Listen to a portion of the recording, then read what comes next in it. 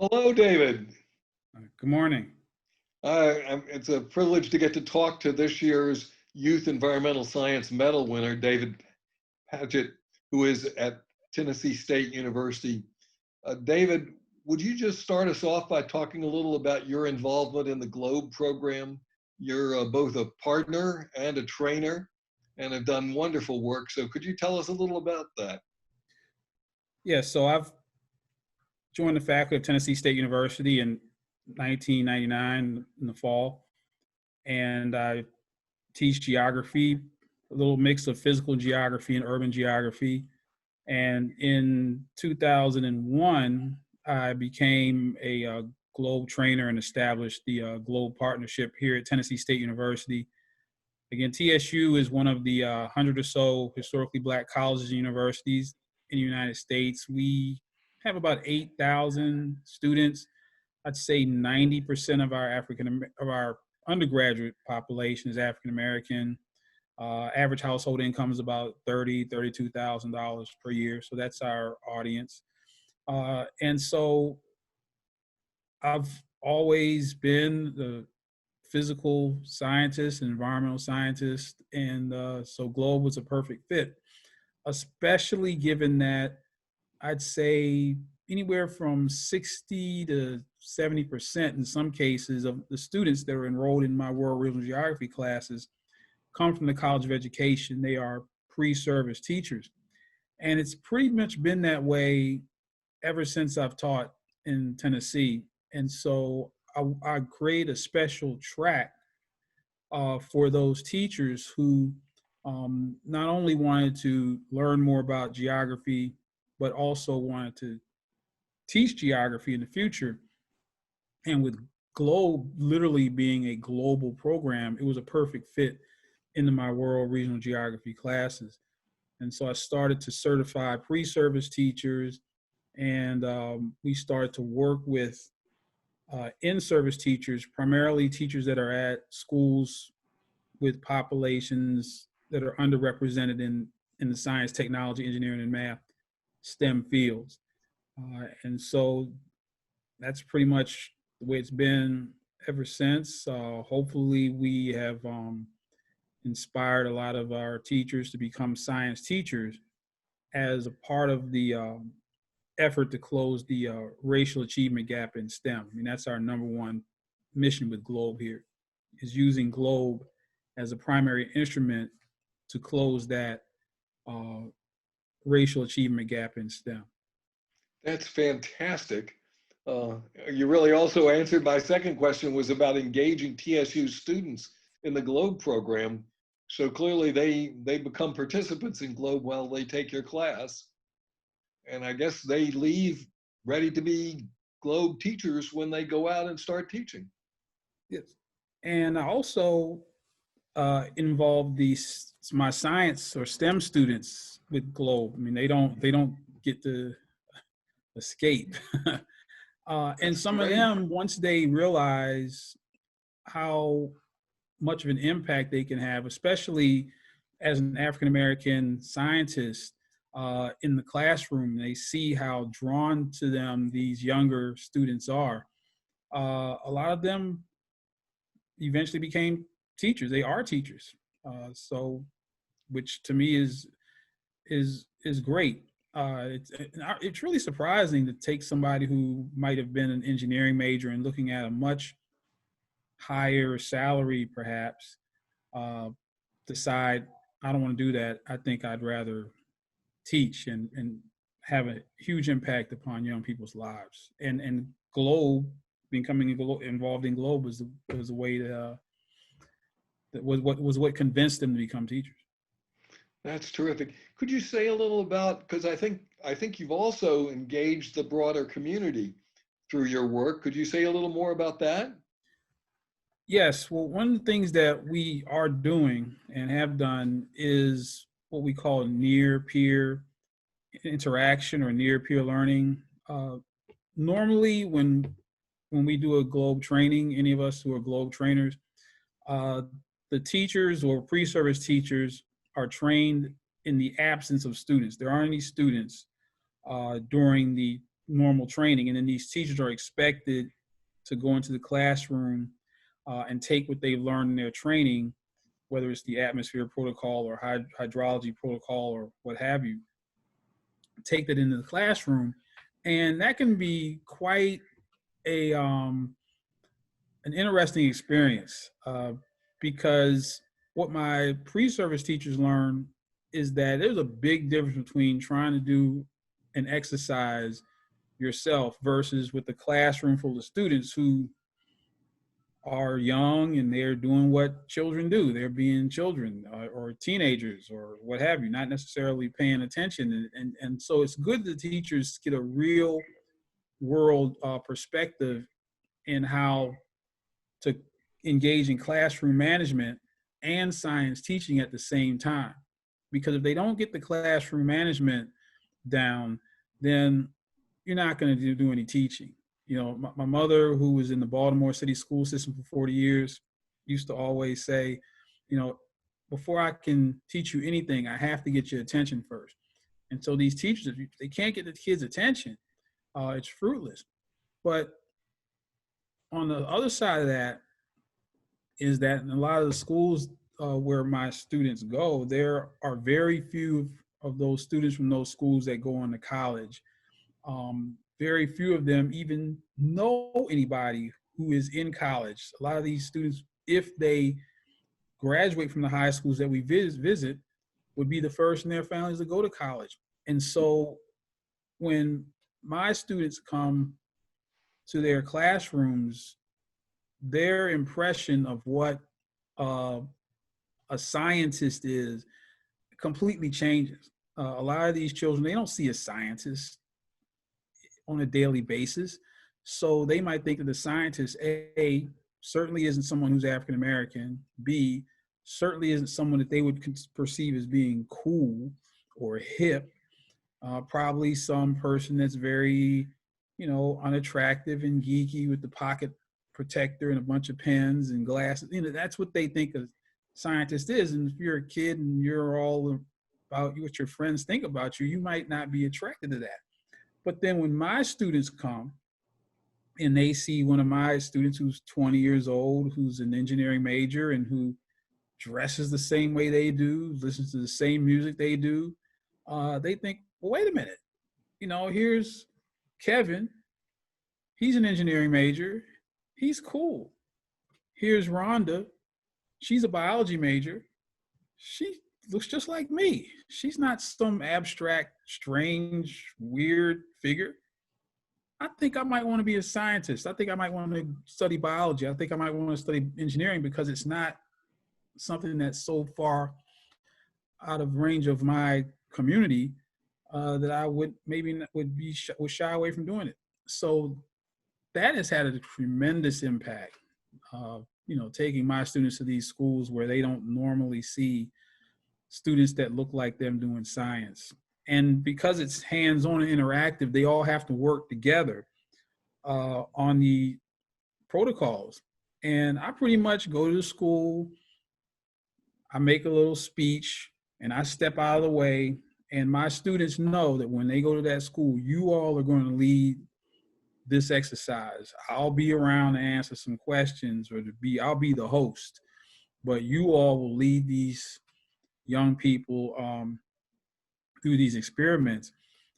And we've even moved now to implementing GLOBE during some of our pre-service teachers'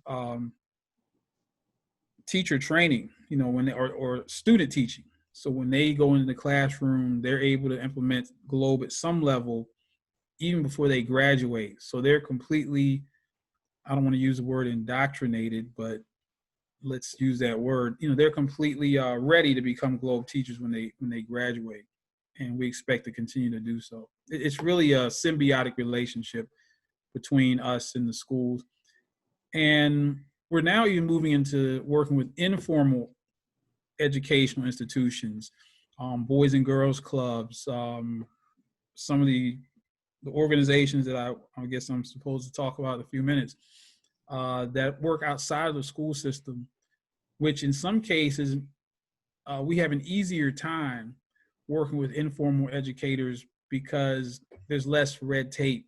I mean, unfortunately, working with public schools now, especially, there are a lot of precautions that they have to take because of all the unfortunately bad things that happen in schools now. And so they have to protect other people's children.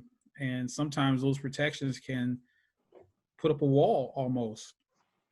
But with an informal educational institution, they have protections in place, but they're not nearly as stringent as a taxpayer-funded institution.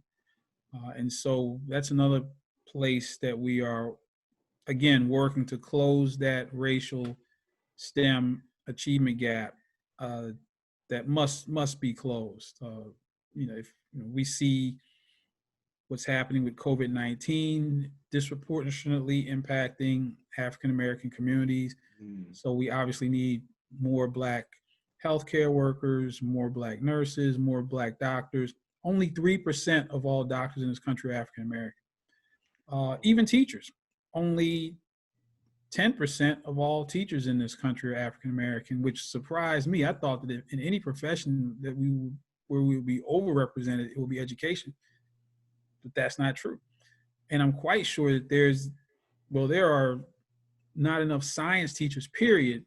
And I'm quite sure from the data that I've looked at, we don't have enough African-American science teachers. So I think that Globe is the perfect vehicle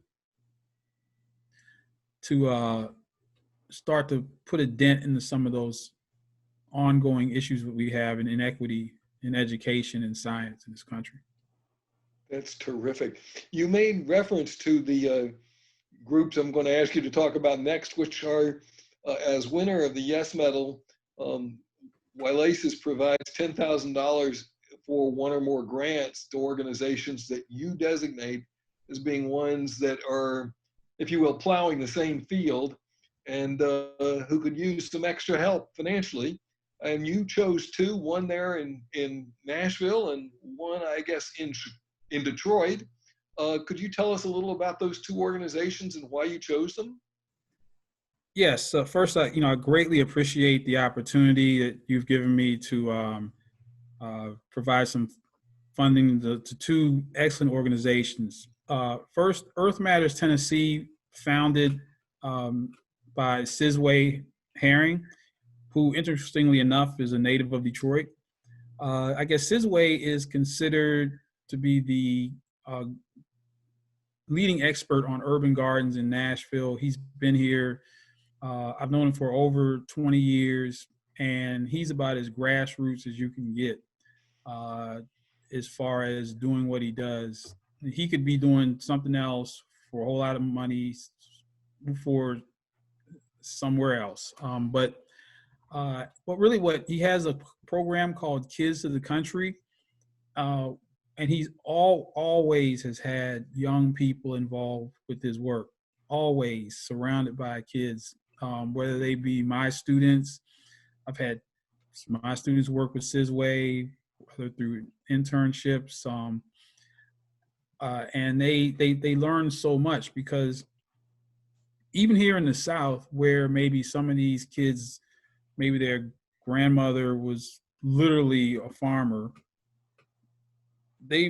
that's not the case anymore. I mean, a lot of these children are very urbanized. They don't see, nature, so to speak, even though we have a very green city.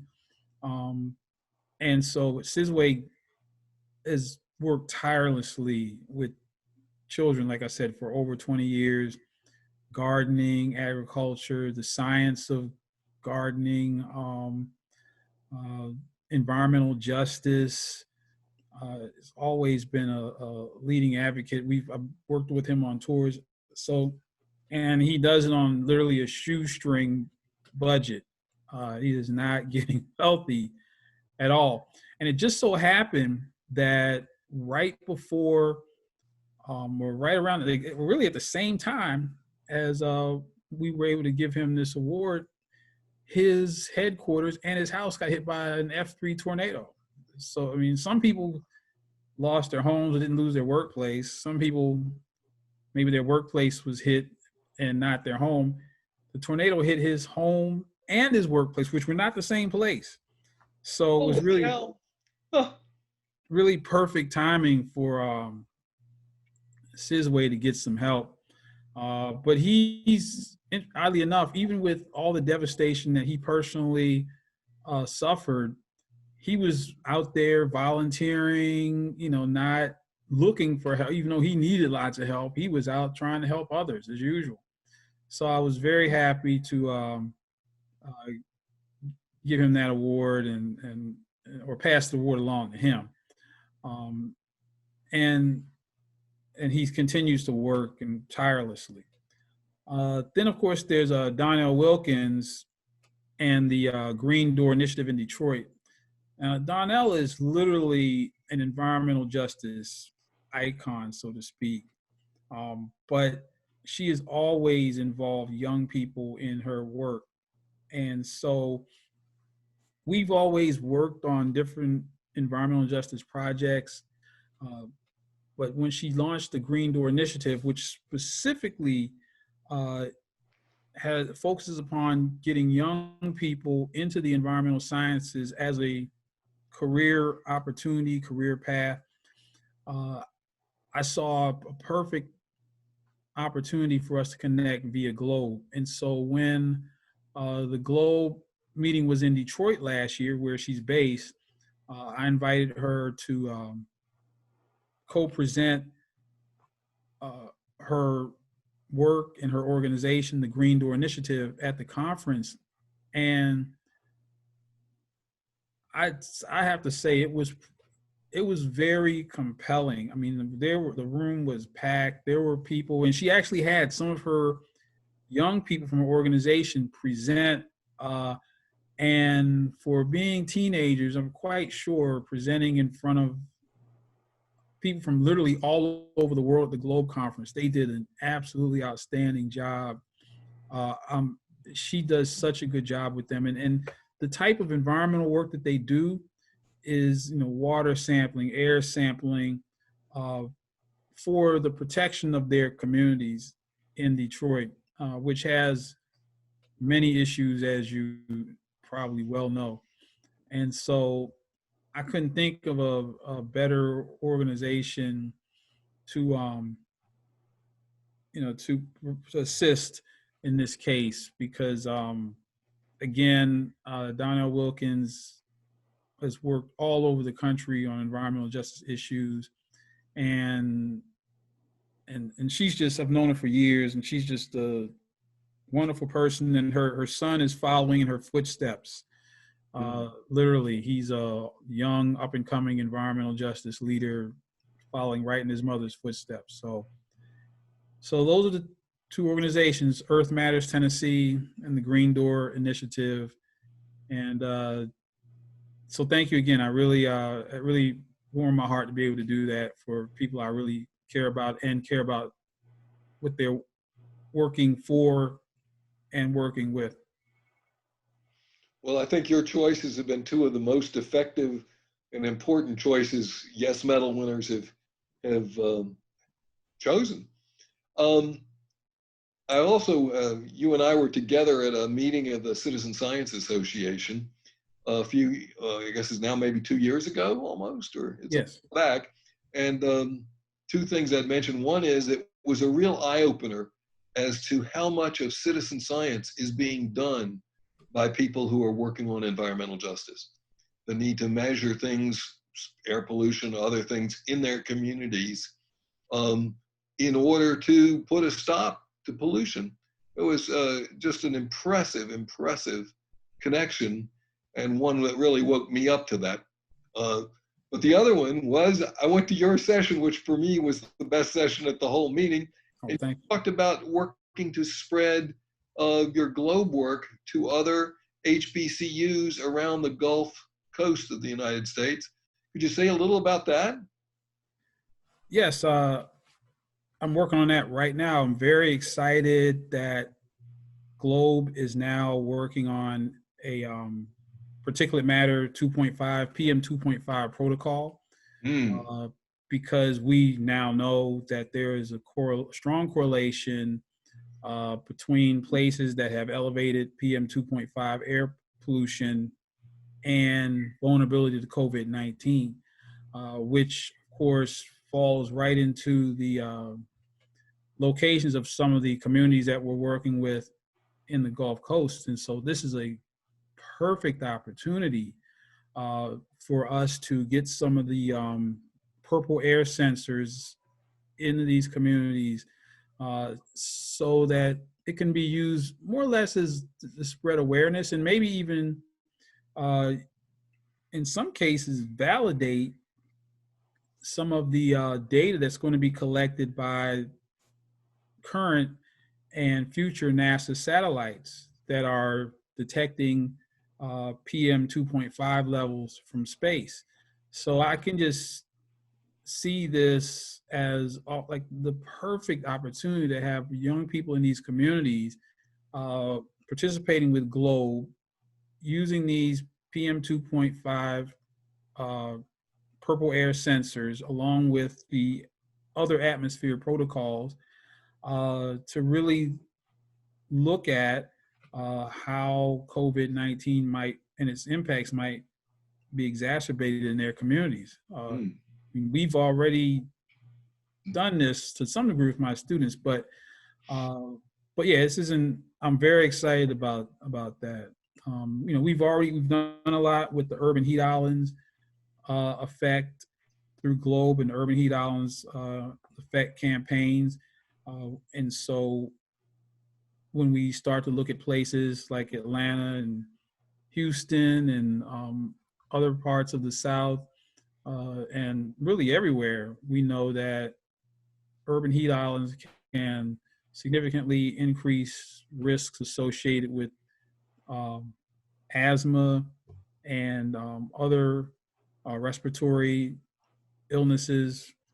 And of course, COVID-19 falls right into that category. And so we see a direct relationship between respiratory illness and susceptibility to COVID-19, which as we start to move into the summer months, young people, it should be drawn right into this as a way for them to actually study and analyze and become curious about how these environmental sciences and health sciences all come together to directly affect their health. And again, that gets their attention. Like my mother said, I can't teach you anything until I get your attention first. And all these things that are happening right now are definitely getting a lot of young people's attention.